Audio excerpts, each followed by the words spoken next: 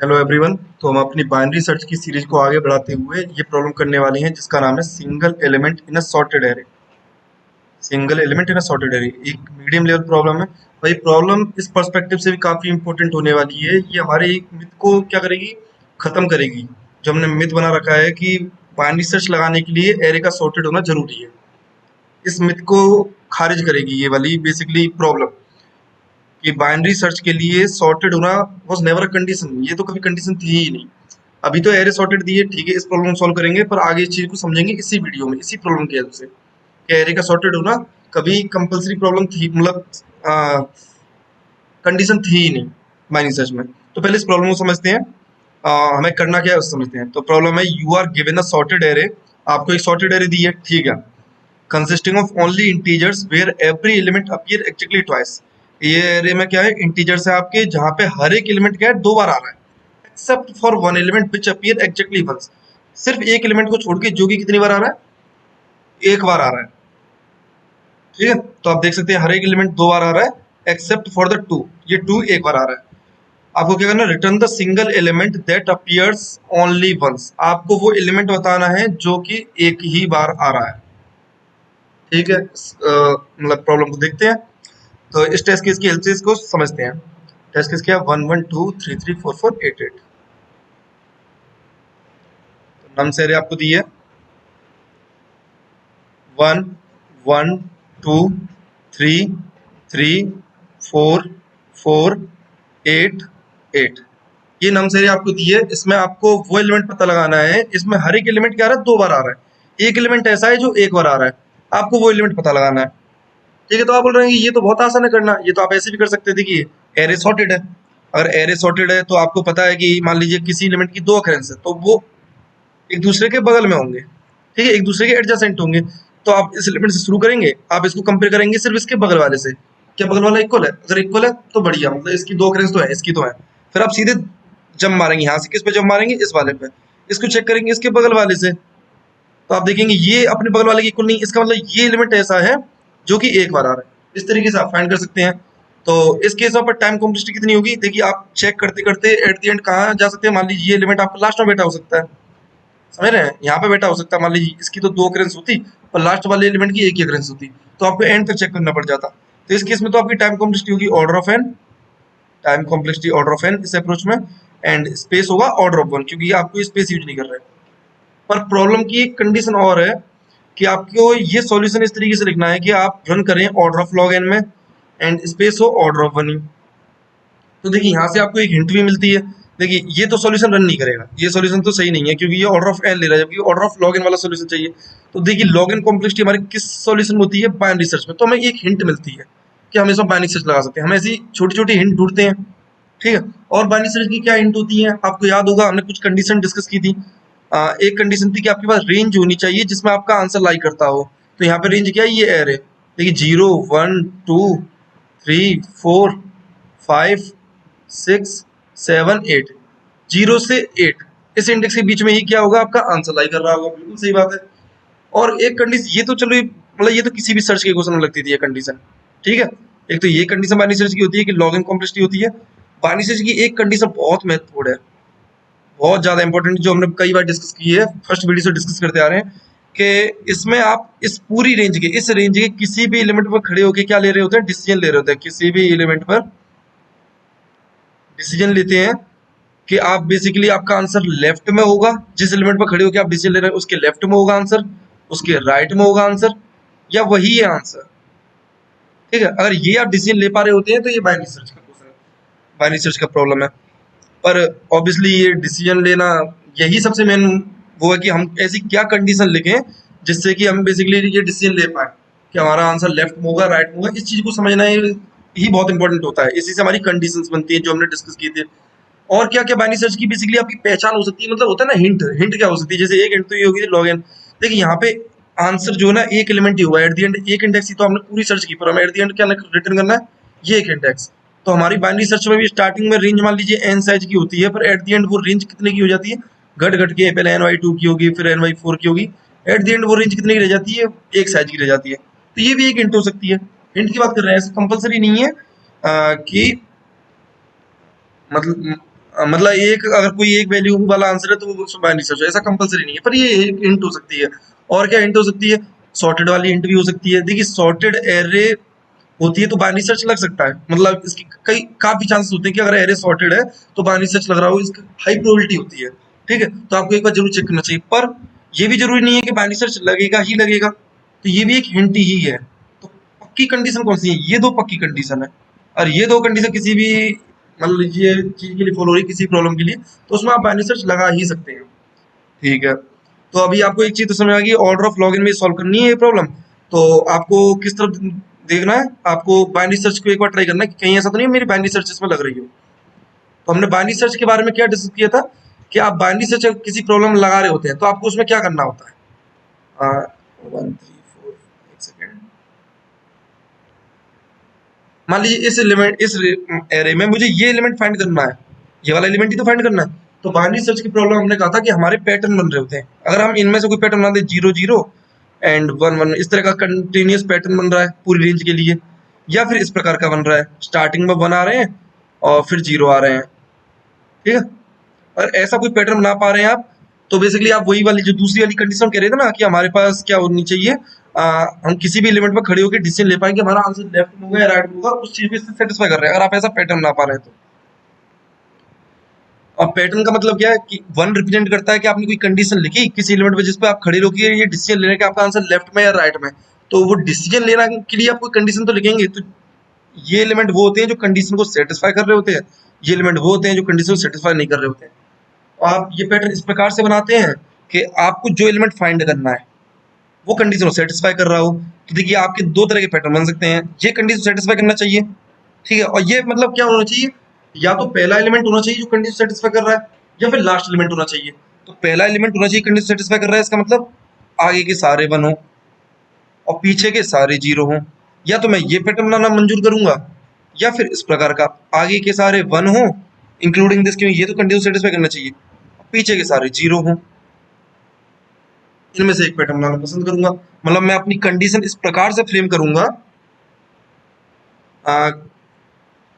कि अगर ये वाली कंडीशन बन रही है तो ये सारे तो उस कंडीशन को फॉलो करें, ये सभी एलिमेंट, और ये एलिमेंट फॉलो ना करें। अगर इस तरह का पैटर्न बना तो ये सारे तो उस कंडीशन को फॉलो करें और ये एलिमेंट फॉलो ना करें। ठीक है, तो एक चीज देखिए आपने, होता क्या है चलो बाइनरी सर्च के प्रॉब्लम में, जो आपका आंसर होता है वहां से एक पार्टीशन सा बन जाता है, वहां से ना आपको दिखेगा कि एरे आपकी दो हिस्सों में बढ़ जाती है।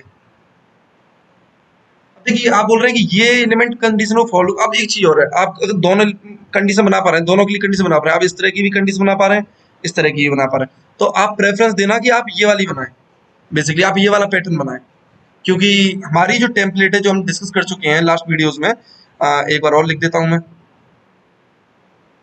और अगर आपको ये चीज नहीं समझ आ रही है मैं क्या डिस्कस कर रहा हूँ, तो आपको पहली वीडियो देखनी चाहिए, पहली वीडियो देखेंगे तो आपको बाइनरी सर्च की काफी बेटर अंडरस्टैंडिंग हो जाएगी। तो हमारी टेम्पलेट कुछ इस प्रकार होती थी कि एक रेंज होती थी हमारे पास, इंट एल इक्वल टू 0 से, मान लीजिए इस केस में रेंज क्या है r equal to n minus 1 तक, जहाँ पे हमारा आंसर लाई कर सकता है। वाइल लूप चलाते थे जब तक रेंज क्या ना हो जाए, एक साइज की ना हो जाए तब तक लूप चलाएंगे। लूप में क्या करते थे, मिड एलिमेंट निकालते थे जिस पर हमें चेक करना है कि हमारी कंडीशन को सेटिस्फाई कर रहा है या नहीं कर रहा है, या फिर जिस पर हमें डिसीजन लेना है कि मैं लेफ्ट में देखूं या राइट में देखूं, या यही मेरा आंसर है। Mid equal to l plus r divide by 2, और एक कंडीशन को फॉलो कर रहा होता था, इफ चेक, मान लीजिए एक चेक फंक्शन बना लेते थे इस कंडीशन चेक करने के लिए कि एक कंडीशन चेक कर रहा है कि नहीं कर रहा है ये एलिमेंट, अब फॉलो कर रहा होता है तो आर इक्वल टू मिड कर देते हैं, else l equal to mid plus 1 कर देते हैं। जब आप ये लूप लिखते हैं तो एट द एंड आपका क्या होता है, ये जो लूप है ना, ये पूरा लूप इस वाले पैटर्न के लिए है, इस पैटर्न के सूटेबल है, और इस लूप जब खत्म होता है बिल्कुल लूप से बाहर निकलेंगे तो आपका एल और आर दोनों कहाँ होते हैं, फर्स्ट वन पे होते हैं, तो आप अपने आंसर पहुंच सकते हैं, क्योंकि हमारा आंसर इस पैटर्न में कहाँ पे लाई कर रहा है, पहले एलिमेंट भी कर रहा है जहाँ पे एल और आर है मेरे, तो मैं अपना आंसर पता लगा सकता हूँ इस तरीके से। पर आपसे मैं डिस्कस क्या कर रहा था, मैं कह रहा था कि देखिए आप ध्यान से देखिए एक्चुअल में हुआ क्या, कि आप इन पैटर्न्स को भी देखें तो आपकी ये एलिमेंट जो है इस एरे को दो हिस्सों में डिवाइड कर रहा है। एक हिस्सा है जो किसी पर्टिकुलर प्रॉपर्टी को फॉलो कर रहा है, सारे एलिमेंट उस प्रॉपर्टी को फॉलो कर रहे हैं, तभी तो ये कंडीशन फॉलो हो रही है। एक कोई पर्टिकुलर प्रॉपर्टी है, वो प्रॉपर्टी हमें डिफाइन करनी है कि क्या हो सकती है, अब देखिए सारे एलिमेंट फॉलो कर रहे हैं, पर यहाँ पे एक भी एलिमेंट फॉलो नहीं कर, मतलब यहाँ की एलिमेंट समझिए, इन एलिमेंट्स की और इन एलिमेंट्स की प्रॉपर्टी जस्ट डिफरेंट है, इन सब की प्रॉपर्टी एक जैसी, हमें बस सिमिलर प्रॉपर्टी पता लगानी है। इन सब में ऐसा क्या कॉमन चीज है जहां से हम अपनी कंडीशन को बना सके, कंडीशन को बना सके। अगर मुझे कोई भी एक ऐसी चीज मिल जाए यहाँ से मैं अपनी कंडीशन बना पा रहा हूँ जो ये सारे एलिमेंट फॉलो कर रहे होंगे बाद वाले, तो फिर मेरे लिए ये बहुत आसान हो गया कि मुझे बस कंडीशन ही तो बनानी है। तो आप देखिए इस एलिमेंट के आने से ऐसा क्या हो रहा है कि जो आपको इस पार्ट में और इस पार्ट में अंतर दिख रहा है, ऐसा क्या हुआ कि आप कुछ अंतर फाइंड कर सकते हैं। मैं बस इतना कह रहा हूँ कि आप देखिए इस पार्ट में और इस पार्ट में कोई भी डिफरेंस फाइंड कर सकते हैं, क्योंकि वो डिफरेंस ही आपका कंडीशन क्या बनेगा, बेस बनेगा। तो अब एक चीज देखिए, चलिए मैं ही आपको हिंट दे देता हूँ, पहले आप एक बार ट्राई करना है, एक सेकंड के लिए मैं हिंट दे देता हूँ आपको। हिंट क्या है इसकी कि इंडेक्स से कुछ देखिए, आप इंडेक्स और इन नंबरों का कॉम्बिनेशन से कुछ प्राप्त कीजिए, आप कुछ अंडरस्टैंडिंग हो रही है। ये एलिमेंट इक्वल है और किस तरह के इंडेक्स अप्लाई कर रहे हैं, ये एलिमेंट इक्वल है पर किस तरह के इंडेक्स अप्लाई कर रहे हैं, यहां से आपकी कंडीशन डिवाइस होगी। चलिए आगे बढ़ते हैं, मैं बताता हूं आपको। आप एक चीज देखिए, ये एलिमेंट आपस में इक्वल है, पर जो दो इक्वल एलिमेंट है उनमें पहला वाला एलिमेंट किस इंडेक्स अप्लाई कर रहा है, एक इवन इंडेक्स अप्लाई कर रहा है, और दूसरा वाला इंडेक्स किस इंडेक्स अप्लाई कर रहा है, ऑड इंडेक्स अप्लाई कर रहा है। पर जैसे ही किसी एलिमेंट की एक अकरेंस हुई, जो एलिमेंट एक तरह से आपको फाइंड करना था, उसके बाद देखिए चीजें बिल्कुल परिवर्तित हो जाएंगी, ऑब्वियसली हो जाएंगी, क्योंकि ये एक बार अकर कर रहा है तो यहाँ से पूरी जो बेसिकली यहाँ का वो है चेंज हो गया, क्योंकि यहाँ पे पहली अकरेंस थी इवन इंडेक्स पे और दूसरी अकरेंस थी एलिमेंट की ऑड इंडेक्स पर, अगर एलिमेंट इक्वल है। पर यहाँ पे देखिए पहले अगर ये दो एलिमेंट इक्वल है तो पहली अकरेंस ऑड इंडेक्स पे है, दूसरी अकरेंस इवन इंडेक्स पे है, तो ये आपका कंडीशन का बेस बन जाएगा कि नहीं बन जाएगा। क्योंकि देखिए यहाँ से क्या हो रहा है कि आप बोल रहे हैं कि आप कंडीशन इस प्रकार बनाई, कंडीशन फॉलो होनी चाहिए। तो देखिए आपको कंडीशन दिख रही है, कंडीशन दिख रही है, अगर पहली अकरेंस मेरी ऑड इंडेक्स पे है तो वो एलिमेंट कौन सा है, ऑब्वियसली मेरे आंसर के बाद वाला है, मेरे जो आंसर है उसके बाद में लाई कर रहा है वो एलिमेंट। अगर पहली अकरेंस फर्स्ट अकरेंस दो एलिमेंट इक्वल है, मान लीजिए दो एलिमेंट इक्वल है, उनमें से फर्स्ट वाले की अकरेंस अगर ऑड इंडेक्स पे है और सेकंड वाले की अकरेंस किस पे है, इवन इंडेक्स पे है, ठीक है। तो फर्स्ट वाली की अकरेंस ऑड इंडेक्स पे, सेकंड वाले की इवन इंडेक्स पे है। अगर ऐसा है तो ये मेरा जो आंसर है उसके बाद वाला एलिमेंट ही है। अगर मुझे पता चल गया बाद वाला एलिमेंट है तो मैं बता सकता हूँ कि मेरा आंसर लेफ्ट में लाई कर रहा है। तो आप कंडीशन इस प्रकार से ही करेंगे कि फर्स्ट अकरेंस ऑड पे है तो चाहिए मेरा 1 है, ये कंडीशन सेटिस्फाई कर रहा है। सेकंड अकरेंस अगर इवन पे, देखिए सेकंड अकरेंस इवन पे तो भी मेरा 1 है। अगर फर्स्ट अकरेंस इवन पे है, मतलब ऑड पे नहीं है, फर्स्ट अकरेंस ऑड पे नहीं है, समझिए फर्स्ट अकरेंस ऑड पे नहीं है, तो आप कहेंगे फर्स्ट अकरेंस ऑड पे नहीं मतलब इवन पे, तो ये जीरो वाला है, कंडीशन सेटिस्फाई नहीं हो रही है, ठीक है। मतलब इस केस में आप क्या करेंगे, ट्रू रिटर्न करेंगे, कंडीशन सेटिस्फाइड। सेकंड अकरेंस अगर इवन पे, इस केस में भी ट्रू रिटर्न करेंगे, कंडीशन सेटिस्फाइड। पर आपको ये एलिमेंट भी तो इंक्लूड करना था, इस पर भी तो 1 है, तो यहाँ पे क्या कंडीशन बन रही होगी, तो सोचिए फर्स्ट अकरेंस ऑड पे है तो ट्रू, एल्स, इसे यहाँ पे लिखता हूँ बहुत अच्छे हिसाब से, एक सेकेंड,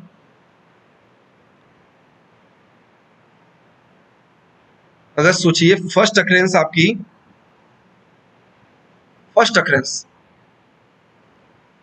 अकरेंस अगर आपकी ऑड पे है, ये इंपॉर्टेंट है कि यहाँ पे जिन एलिमेंट के बारे में बात करें ना फर्स्ट अकरेंस, तो उसके सेकंड वाला एलिमेंट प्रेजेंट होना चाहिए, ठीक है। मतलब दोनों अकरेंस होनी चाहिए, ऐसा नहीं है कि यही मेरा आंसर हो, तो जो मेरा आंसर नहीं उसके बारे में बात कर रहा हूँ। तो मेरा मतलब ये रिपीट कर रहे हैं, ये एलिमेंट दो बार लाई कर रहे हैं, ठीक है। जब एलिमेंट दो बार लाई कर रहा है और फर्स्ट अकरेंस मेरी ऑड पे, मैं जिस एलिमेंट को खड़े होकर चेक कर रहा हूँ, ये मेरा क्या है, मैंने करूंगा क्या बेसिकली, मैं मान लीजिए अपने बाइनरी सर्च पे इस एलिमेंट को खड़ा हुआ तो मैं चेक करूंगा क्या इसके इक्वल एलिमेंट मेरा लेफ्ट या राइट में कहीं पे है, तो मैंने कहा कि मेरा इसके इक्वल एलिमेंट राइट में, तो सोचिए एलिमेंट इक्वल इसके राइट में, तो ये फर्स्ट अकरेंस है। तो अगर ये ऑड पे है तो कोई दिक्कत नहीं, ट्रू रिटर्न कर दूंगा। अगर ये इवन पे होता तो मैं क्या रिटर्न कर देता, फॉल्स कर देता, ठीक है। ऐसी सेकंड अकरेंस की कैसे पहचान होगी आपकी, आप इस एलिमेंट के लिए चेक कर रहे थे, मान लीजिए आपने इसकी दोनों साइड चेक किया कि इसके इक्वल एलिमेंट प्रेजेंट है, आपने कहा राइट में तो नहीं है, लेफ्ट में, लेफ्ट में, इसका मतलब ये कैसी अकरेंस है मेरी, ये मेरी सेकंड अकरेंस है, तो सेकंड अकरेंस है तो ये कहाँ प्रेजेंट होनी चाहिए मेरा, इवन इंडेक्स पे, इवन इंडेक्स पे तो ट्रू, अन्यथा मतलब सेकंड अकरेंस अगर मेरी इवन पे नहीं है ऑड पे है तो इसका मतलब ये है कि ये मेरा मेरे आंसर के लेफ्ट में लाई करता है, एल्स फॉल्स। इन दोनों में से कोई भी ट्रू नहीं है, मान लीजिए ये वाली कंडीशन फॉलो नहीं हो रही, इस वाली कंडीशन फॉलो नहीं, इसका मतलब उस एलिमेंट की एक ही अकरेंस है, समझिए। अगर एलिमेंट की एक ही अकरेंस है तो एल्स रिटर्न ट्रू, क्योंकि अगर एक ही अकरेंस है तो वो तो मेरा आंसर है ना, उसके लिए आपको ट्रू रिटर्न करना है। तो ये बेसिकली आपकी कंडीशन होगी, इसी को अभी कोड में लिखते हैं। तो कोड लिखना स्टार्ट करते हैं। Int n to nums dot size, pattern क्या बन रहा है आपका 001। तो आपको टेम्पलेट मतलब किसी भी चीज के साथ कोई छेड़छाड़ नहीं करनी है, टेम्पलेट तो आपकी सेम रहती ही है। इंट एल इक्वल टू 0 कर देंगे, रेंज डिफाइन करेंगे अपनी, r equal to n minus one, आपका आंसर 0 से एन माइनस वन के बीच अप्लाई करेगा, while inclusive 0 and n minus one, while l is less than r. आप मिड निकालेंगे जिस पर आप चेक करने वाले हैं कि बेसिकली यहाँ पे मेरी कंडीशन फॉलो हो रही है या नहीं हो रही है। L plus r divide by 2 if is good. मान लीजिए चेक फंक्शन बना लेंगे हम एक, इस चेक में इस एलिमेंट के लिए चेक करेंगे कि ये एलिमेंट कंडीशन फॉलो कर रहा है कि नहीं कर रहा है। तो एक चेक फंक्शन बना लेते हैं, मतलब ये अगर कंडीशन फॉलो कर रहा होगा तो हम क्या करते हैं, हमारी टेम्पलेट के हिसाब से आपको याद होगा आर इक्वल टू मिड कर देते हैं, तो फंक्शन अभी बना लेंगे else l equal to mid plus one कर देते हैं। और हमने देखा कि हमारा आंसर किस पर लाई कर रहा होगा, फर्स्ट वन पे लाई कर रहा होगा, एट दी एंड हमारा एल और आर किस पे होंगे, फर्स्ट वन पे ही होंगे। तो हम रिटर्न कर देंगे, एल की बजाय हम क्या रिटर्न करेंगे, हमें देखिए इंडेक्स रिटर्न करना है कि एलिमेंट रिटर्न करना है, एलिमेंट रिटर्न करना है। तो हम उस इंडेक्स पे, वो इंडेक्स कौन सा है, एल है, पर हमें वो एलिमेंट रिटर्न करना है, तो हम नम्स ऑफ एल रिटर्न कर देंगे।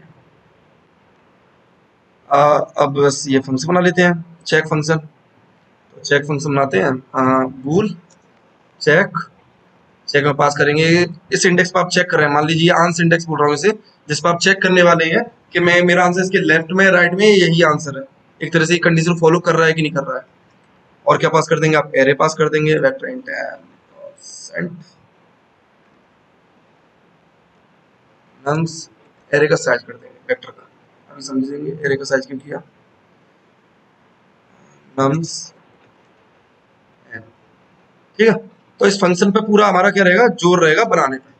तो फंक्शन में बनाना क्या था, मैं बस चेक करना था कि मान लीजिए मैं जिस आंस इंडेक्स पे हूं, मैं पहले चेक करूंगा कि मेरा राइट वाला, इसके राइट में जो एलिमेंट लाई कर रहा है, if nums of ans index, इस इंडेक्स के लिए चेक कर रहा हूं, मैं चेक करूंगा कि क्या मेरा इसके राइट वाला एलिमेंट इसके इक्वल है। सोचिए अगर राइट वाला element ans nums of ans index plus one, अगर राइट वाला एलिमेंट इसके इक्वल है, इसका मतलब ये कि जिस एलिमेंट को मैं चेक कर रहा था, जिस एलिमेंट को मैं चेक कर रहा था कंडीशन फॉलो कर रहा है नहीं कर रहा है, वो मेरा पहला अकरेंस है। अगर ये एलिमेंट दो इक्वल है तो हर एलिमेंट की दो अकरेंस है ना, तो ये पहली अकरेंस है। और मुझे मेरे पैटर्न में देखा कि मेरी अगर पहली अकरेंस है, फर्स्ट अकरेंस है, तो वो ऑड इंडेक्स पे अप्लाई कर रही है, तो कंडीशन फॉलो हो रही है। तो बेसिकली क्या है, अगर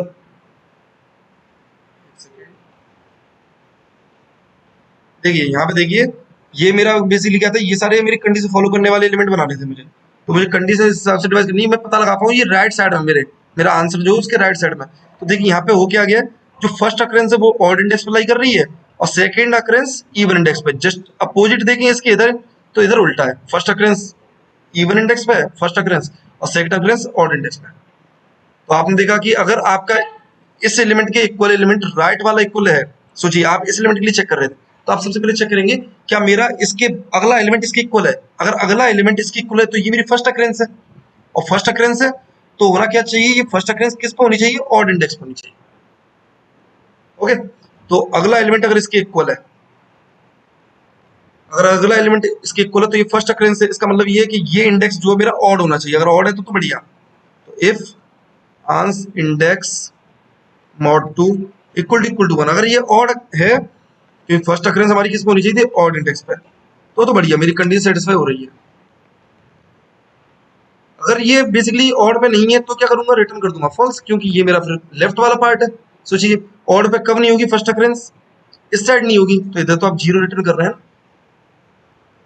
पर एक चीज और यहाँ पे चेक लगाएंगे, हो सकता है कि आप लास्ट एलिमेंट पे हो, लास्ट एलिमेंट पे तो उसका तो कोई नेक्स्ट एलिमेंट एग्जिस्ट ही नहीं कर रहा होगा, तो यहाँ पे बस आप ये चेक लगा देंगे कहीं नम आंस ऑफ इंडेक्स प्लस वन मेरा क्या होना चाहिए, लेस देन एन होना चाहिए। तभी देखिए आप क्या नहीं आएगा, यहाँ पे एन नहीं आएगा कभी, भाई लेस देन एन है तो यहाँ पे एन नहीं आना चाहिए ना, क्योंकि लास्ट इंडेक्स आपका कौन सा एग्जिस्ट कर सकता है नम एरे में, एन माइनस वन। ठीक है, दूसरी कंडीशन क्या बनेगी, एल्स इफ, ये आपने फर्स्ट अकरेंस के लिए चीज चेक कर ली, हो सकता है कि जिस एलिमेंट पर आप अभी चेक कर रहे हैं खड़े होके वो आपकी सेकंड अकरेंस हो, तो इसको आप लिखेंगे कैसे सेकंड अकरेंस है? सोचिए नम्स ऑफ आंसर इंडेक्स पे इस पर खड़े होके आप चेक कर रहे हैं और ये अगर इक्वल है आपके लेफ्ट वाले एलिमेंट के, इससे एक पीछे वाले एलिमेंट के, इसका मतलब ये मेरी सेकंड अकरेंस थी। अगर ये एलिमेंट इससे पीछे वाले एलिमेंट के इक्वल है तो ये सेकंड अकरेंस है। तो अगर ये सेकंड अकरेंस है तो सेम चीज, if ans index mod to, और सेकंड अकरेंस है तो किस इंडेक्स पे अप्लाई करनी चाहिए? वो ऑड इंडेक्स पे, और ऑड इंडेक्स पे अप्लाई करेगी तो बढ़िया, मेरी कंडीशन सेटिस्फाइड है। Else return false. यहाँ पे आप क्या लिख देंगे? सेम इसके लिए भी चेक, मतलब आंस इंडेक्स अगर सोचिए आपका जीरो है तो जीरो यहाँ पे -1 हो जाएगा, जबकि -1 इंडेक्स मतलब जीरो इंडेक्स के लेफ्ट में तो कुछ इंडेक्स एग्जिस्ट ही नहीं करता। तो यहाँ पे आप कहेंगे कि आंस इंडेक्स मेरा basically ans index -1 less than zero नहीं हो सकता।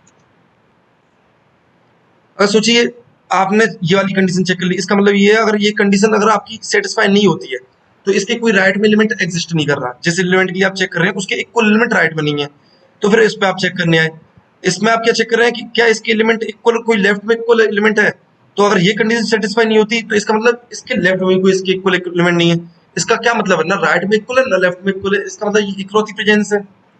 This is the single element, और सिंगल एलिमेंट है तो यही तो मुझे निकालना था एट द एंड, तो इस पर भी मैं क्या रिटर्न कर रहा हूँ? ट्रू कर रहा हूँ।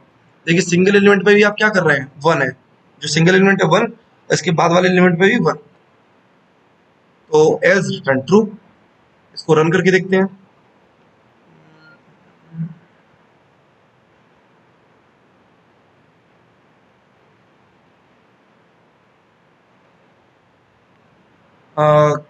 कुछ गड़बड़ हुई है क्या? हमारा आउटपुट 1 इंडेक्स आ रहा है जबकि आंसर है 2 इंडेक्स। देखते हैं यहाँ पे हमने कुछ गड़बड़ तो नहीं किया।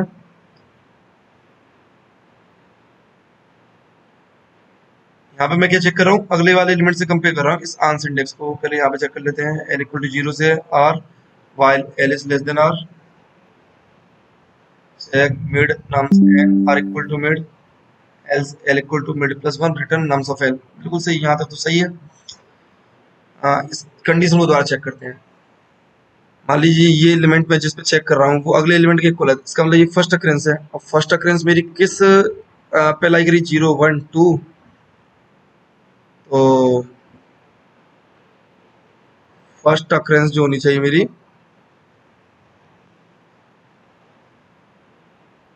फर्स्ट अकरेंस ऑड इंडेक्स होनी चाहिए, ठीक है। तो answer index mod two equal to 1 तो बढ़िया, एज रिटर्न फॉल्स।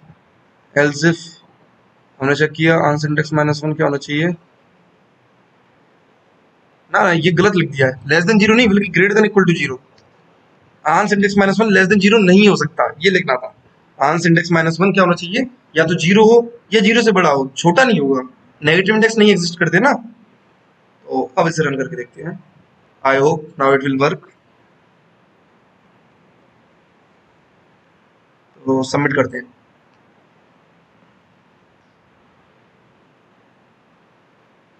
हाँ तो ये हमारा एक्सेप्ट हो चुका है, पर अभी वीडियो खत्म नहीं हुई है। वीडियो खत्म होने से पहले हम एक चीज और डिस्कस कर लेते हैं जिसमें स्टार्टिंग में मैंने जिसका जिक्र किया था। देखिए यहाँ पे एरे सॉर्टेड दिया, पर मैंने बोला था कि एरे का सॉर्टेड होना जरूरी कंपलसरी कंडीशन नहीं होती। इस प्रॉब्लम से मैं इस चीज को आपको रियलाइज कराऊंगा। पर आप बोलेंगे इस प्रॉब्लम में तो एरे सॉर्टेड दी है, तो फिर तुम ये बात क्यों बोल रहे हो? तो इसको समझते हैं। यहाँ पे देखिए एरे सॉर्टेड देने का मेन ऑब्जेक्टिव क्या था? इस प्रॉब्लम में एरे सॉर्टेड देने का मेन ऑब्जेक्टिव क्या था? क्योंकि देखिए एरे सॉर्टेड होने से जो इक्वल एलिमेंट है वो बगल बगल में होंगे। अगर एरे सॉर्टेड ही नहीं होगी तो इक्वल एलिमेंट बगल बगल में नहीं होंगे। हमें सिर्फ इक्वल एलिमेंट से मतलब है कि जो दो एलिमेंट इक्वल है आपस में वो बगल बगल में होने चाहिए। क्योंकि आपने देखा कि आप कंडीशन किसकी हेल्प से बना पा रहे हैं? इन इक्वल एलिमेंट्स की हेल्प से बना पा रहे हैं। जैसा कि आप देख सकते हैं इक्वल एलिमेंट्स में तो आपने देखा कि एकदम से चीजें चेंज हो गई। जो दो एलिमेंट्स इक्वल थे वो इससे पहले एक अलग पैटर्न फॉलो कर रहे थे, इसके बाद अलग पैटर्न फॉलो कर रहे हैं। तो यहाँ पे इंपॉर्टेंट सॉर्टेड होना जरूरी नहीं है। यहाँ पे सॉर्टेड दिया किस लिए उसे समझिए। इस प्रॉब्लम में सॉर्टेड इसलिए बोला गया है एरे को कि हमें इक्वल एलिमेंट्स बगल बगल में लाने थे। मैं सोचिए वो क्वेश्चन को इस तरह से फ्रेम कर दे, एरे को सॉर्टेड ना दे पर वो पहले से बोल दे कि आपका इनपुट इस प्रकार से होगा कि जो दो एलिमेंट्स इक्वल है वो एक दूसरे के एडजासेंट है। तो मैं ऐसा भी कुछ बना सकता हूँ। सोचिए क्या, 4 4 1 1 2 3 3 8 8। क्या आपको ये सॉर्टेड लग रही है? ना ये सॉर्टेड है, ना डिसेंडिंग में ना असेंडिंग में, किसी भी तरह सॉर्टेड नहीं है। और सेम कोड जो मैंने ये कोड लिखा है ना, ये जो कोड लिखा है, ये इस एरे के लिए भी काम करेगा। एग्जैक्टली सेम कोड इस एरे के लिए भी काम करेगा, क्योंकि हमारी कंडीशन सॉर्टेड होने पे नहीं बनी है। हमारी कंडीशन जो बनी है वो सॉर्टेड पे डिपेंड नहीं करती है। हमारा अंडरलाइंग प्रिंसिपल क्या है? हमारा अंडरलाइंग प्रिंसिपल इस प्रॉब्लम में था कि इस कंडीशन को बनाने में कि जो दो एलिमेंट इक्वल है वो एक दूसरे के एडजेसेंट होने चाहिए। तो आप ऐसे किसी इनपुट के लिए चेक कर सकते हैं एक बार करके। तो यहाँ से हमारा एक मिथ खत्म होता है कि एरे का सॉर्टेड होना जरूरी नहीं है। देखिए अभी हमने इससे पहले भी कई प्रॉब्लम की, वहां पे भी एरे सॉर्टेड दी थी। एरे सॉर्टेड होने से हमें कई बार क्या मिल जाती है, ऐसी कंडीशन मिल जाती है जिसे देखना आसान होता है, जो एक पैटर्न फॉलो कर रही होती है इनमें से 001 या 110। पर एरे का सॉर्टेड होना कंडीशन है क्या? बिल्कुल नहीं। ये एक हिंट हो सकती है कि यहाँ पे बाइनरी सर्च लग रहा है, यहाँ पे मुझे हो सकता है कि मेरा बाइनरी सर्च लग जाए, मुझे ऐसा कोई कंडीशन बना पाऊँ, कंडीशन बनाने में आसानी हो। पर एरे का सॉर्टेड होना बिल्कुल भी कंपलसरी नहीं है। आपकी इस तरह के इनपुट के लिए भी, जो मैंने अभी क्वेश्चन फ्रेम किया था इसी प्रॉब्लम में से, ये प्रॉब्लम फ्रेम की थी कि एडजेसेंट एलिमेंट इक्वल है, इस तरह से आपको इनपुट दिया है, आपको सिंगल एलिमेंट पता लगाना है। तो ये भी इस कंडीशन जो मैंने अभी प्रॉब्लम बनाई है इसको फॉलो कर रहा है। इसके लिए भी आपका ये कोड काम करेगा जो अभी हमने कोड लिखा है। तो आई होप आपको ये बात समझ में आई होगी। Thank you. इस वीडियो में इतना ही। और आपको कोई डाउट आता है इस वीडियो में तो आप कमेंट करके पूछ सकते हैं। और आपको कुछ चीजें समझ में कम आई है तो आपको पहली वीडियो जरूर देखनी चाहिए। ये मैं हर बार बोलता हूँ कि फर्स्ट वीडियो जरूर देखनी चाहिए, क्योंकि हम यहाँ पे जो भी चीज यूज कर रहे हैं वो हम फर्स्ट वीडियो में सब डिस्कस कर चुके हैं। एक एक पॉइंट डिस्कस कर चुके हैं। ये जितने भी 001 पैटर्न, 110 पैटर्न, दो कंडीशन, ये टेम्पलेट, ये सब फर्स्ट वीडियो में डिस्कस हुआ है। तो मैं डिस्क्रिप्शन में आपको फर्स्ट वीडियो की लिंक भी दे दूंगा। Thank you.